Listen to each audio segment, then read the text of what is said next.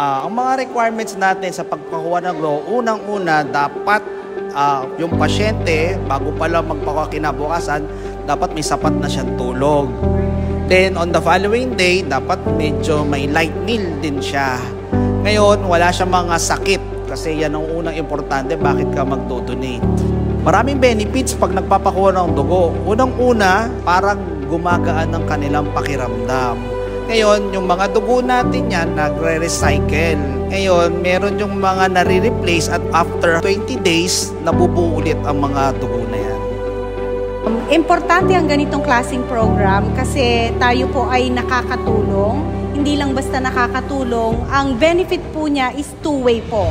Sa tinulungan po natin and then para din sa ating katawan.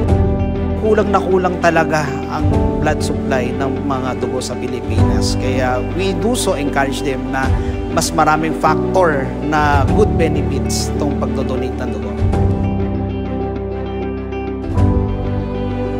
Naanyayahan ko po kayong lahat na mag-donate ng dugo. Tulong-tulong po tayong magdugtong ng buhay sa tulong ng Dugo Alay Dugtong Buhay.